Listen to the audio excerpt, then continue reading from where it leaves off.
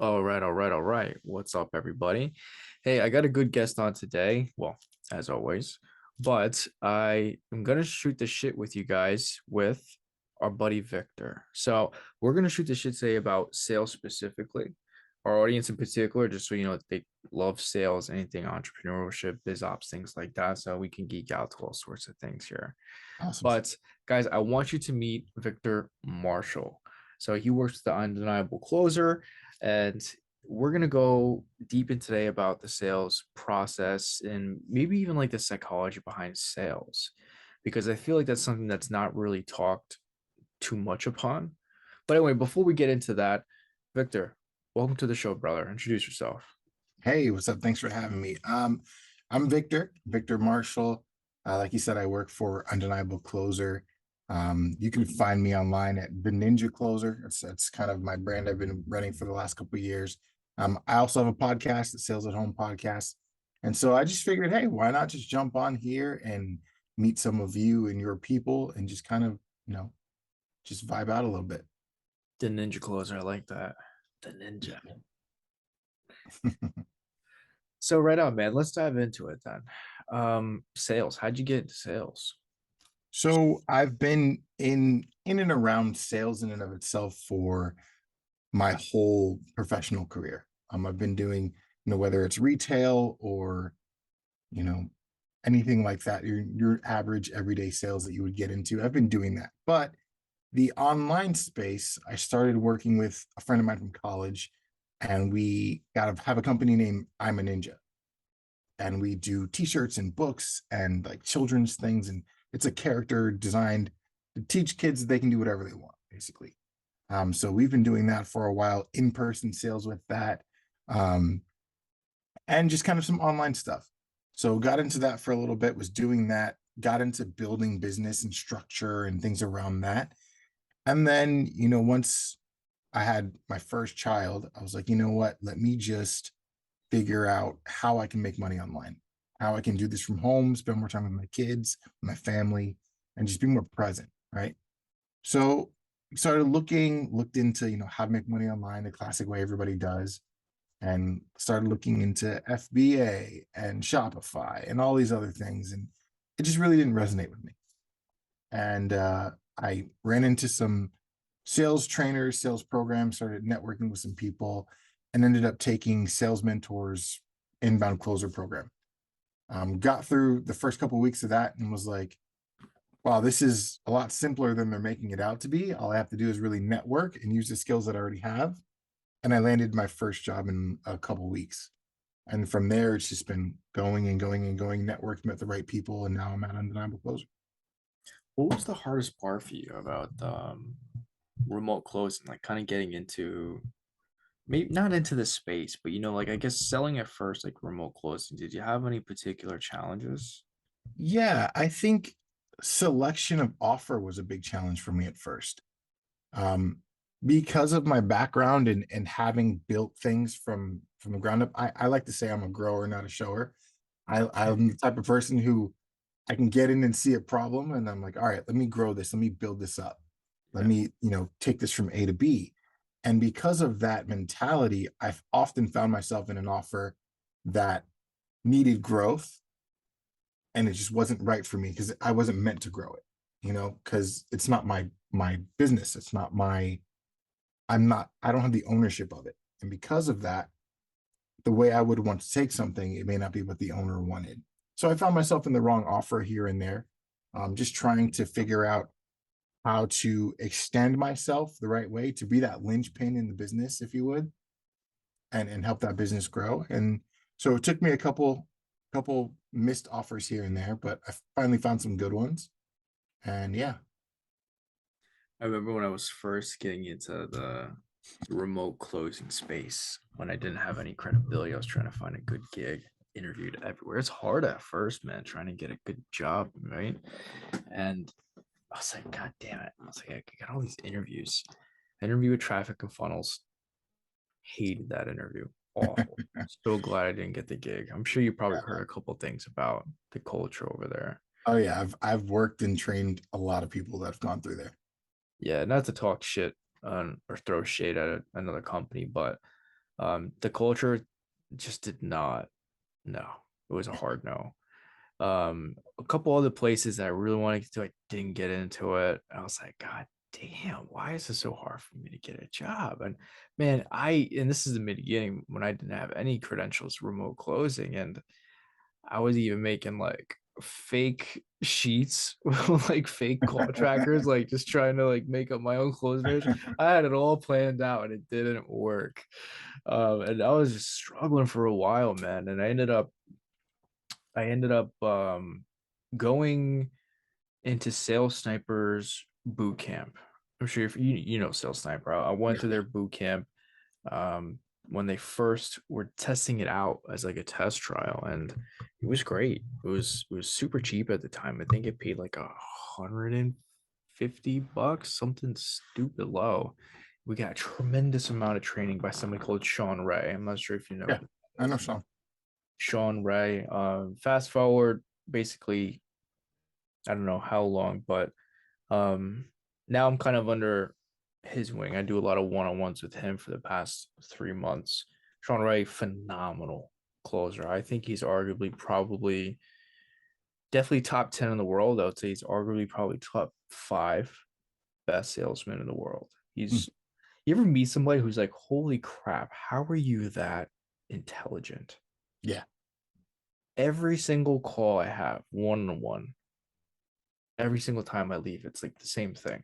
It's like, God damn, how does that guy have so much shit in his brain? Had like not explode. Man, the call reviews I'll watch over and over and over again, probably like 6 times into the next one-on-one because there's just so much. That's the exciting thing that I love, honestly, dude, about like sales. Like when you find that good coach and you're constantly learning and you're constantly getting mind blown, it's like, holy shit, there's so little I know. Yeah. You're reviewing your calls, it's like, wow, I nailed it. Ooh, I sound good. My tonality, my cadence is on point. Like I'm pulling out the problem. I'm nailing the emotion. And then I'll review it with him. He's like, yeah, you didn't do this, this, or that. It's like, God damn it, I suck. Every time, man. It's a good humbling experience. Yeah, for sure. For sure. So you went through Sniper and you got coached up by Sean. And so are you in like a continuing mentorship with him? Is that what you're saying? So yeah, because it's outside of Sniper now. Mm, He's no longer with Sniper either. But I have continued coaching just kind of like one-on-one him and I since like October. It's December now, so 3 4 months, something like that. nice. Nice. Yeah. Because I had to get continued coaching. I was like, all right, I'm like decent at sales now, but it's like I'm not good enough. Like I want to get more cash collected. I wanted to get more piffs. I just kind of want to be better overall. I was like, I gotta get somebody good. And he was there. I was like, Mm, boom, jumping on that instantly. Already knew him prior, so I was like, dude, like, what does it take to get taught by you? And then we had a conversation and we kind of sorted it out. But for the people who are listening, just so you know, too, a lot of our audience are kind of like younger men from their 20s to 30s. yeah. Guys, if you don't have like a mentor, you got to get one. Just the time curve that you're mitigating is stupendous. It really is because with my coach or mentor or whatever I want to call it, I mean, he's been doing it for years. And the shit that I'm learning from him in the last 3 months, I mean, who knows how long I'm really expediting? Who knows how much time I'm cutting? It's definitely going to be a lot more than 3 months. That's for sure. So if you're listening to this and you're debating, I'm like, oh, God, do I want to get a mentor? Do I want to spend the money? Should I get one? Yes, get a freaking mentor. You need one. Don't ever Yeah. get like don't let your head get too big to where you're like, oh, I got this. I'm the fucking best. Like, no, there's always a bigger fish. Yeah. Find them and learn from them. It's so important because I mean, when I was going through my beginnings of sales, I was kind of floundering because I didn't know what I didn't know. And then I met JD Daly and kind of got into the same situation, got into a mentorship situation with him. And now it's like there's nothing I can't throw off of him or ask of him, and he doesn't have the answer for. He's doing it for 17 years, has, done sales at a level where it's like, I want to do this, not just because I want to make a bunch of money, but I want to own that conversation. I want to master the conversation. And that's the thing. I think that a lot of people get out of place with in the beginning is they're young guys and they're like, hey, I want to come in and just make a bunch of money. That's a great aspiration. But I think the money comes as a byproduct of the skill and the time and the effort that you put in. And the work that you put in, the money is the yield, right? That is the result of the work that you do. And finding a mentor who teaches you how to do that work properly, no matter who it is, but someone who's done it and who's vetted and who's been in the game, if you can if you can find that person and emulate what they're doing, then you're putting yourself in a position to yield more money, right? It's like when I put it like this. If I'm brand new to farming, right? I've got a square foot of land and I have one seed. I'm only going to get so much, right? But then I link up with a farmer who's been doing it forever and he teaches me where to find more land and how to grow more seeds. And then I just start planting and planting and planting. I'm going to get more fruit back because I found somebody else who's got the knowledge to show me how to do something. And if we just stick to our little plot of land and try to plant as many seeds as we can in that land, we're not going to grow anything. We're limited. But if you expand your thought process, you expand your vision, you expand your world, you expand your knowledge and your skill set. That's how you grow. That's how you make money. Yeah, 100%. Because at the end of the day, you don't know shit. I mean, you might think No. and you may know some stuff, but you really don't know shit. I mean, I always say like just find somebody that's like obviously I feel like it's obvious because we're in this world, we hear it all the time. Like find somebody that's where you want to be at Yeah. and then like hire them to be a coach. Um, there's always a bigger fish that's gonna humble you. It's like martial arts. There's always gonna be somebody that's taller, stronger, faster, like whatever it is, they're always gonna beat you, and that's okay. There's nothing wrong with that. Yeah. Just take what you can, learn from them. They're just Definitely. building blocks at the end of the day. But that's really why I enjoy sales so much. Is because like when you have those epiphany moments or when you go back to review a call and you find it, whether it's a former sales call or a coaching call, like whatever that epiphany moment is, it's like, God damn, this is exciting because I can go now, take this, implement it, and I just level up myself. Yeah. It's a Yeah. freaking game, guys. It's Yeah. all a game, and especially sales. That's why I love it because it is a game. You're just leveling up yourself little at a time. Go from level Yeah. one to level two to level three, one level at a time, get the skills that you need to proceed forward. And then the money is a byproduct. Yeah. For sure. And these, let's be real, I mean, it's the skill set you're always going to have. If you Yeah. can And it learn how doesn't to just affect your communicate, sales calls. It what was that? affects everything around you too, not just your sales calls. If you I know. can level those skills up, you find that you perform better outside of sales too. Because a lot of sales is performance based, right? It's a lot of like, let me push past this fear or this objection or find this pain point. You start to do it to yourself. You start to realize, okay, why am I afraid to make this to close this deal? Or why haven't I done this with my life? Or why haven't I done that? And it's all fear based and pain related. So Mm. if you can navigate that among yourself as well, you start to become a better person, even outside of sales. And how do you take the first step in navigating through fear sales? Honestly, I think that you first have to take inventory of yourself. I think that the first step to anything great is looking at yourself and realizing why you're not there. Just like on a sales call, the first thing we do is we ask them questions about what they're doing currently.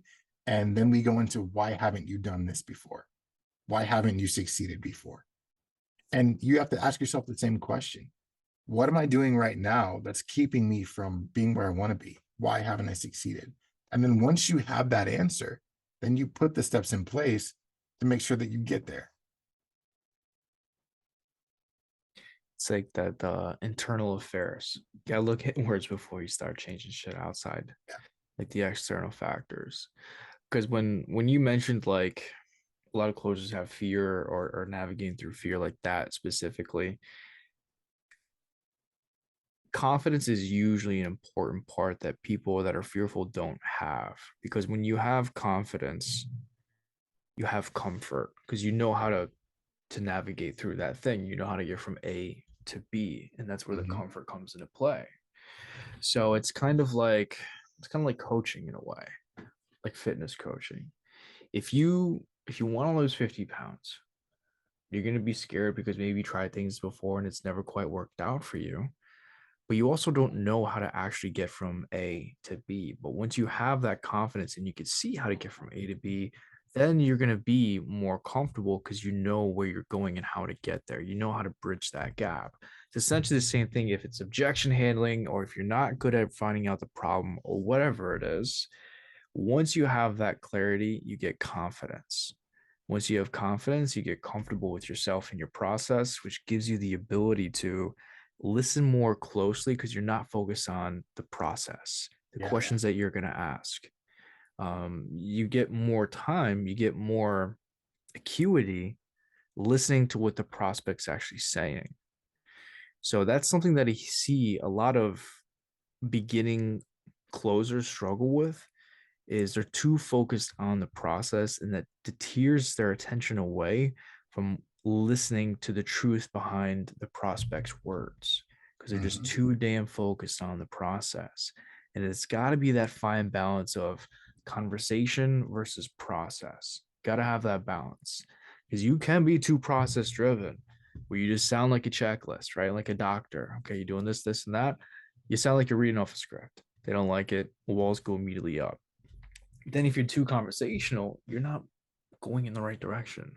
Or maybe they're controlling the frame and then you're just totally off the road to the sale.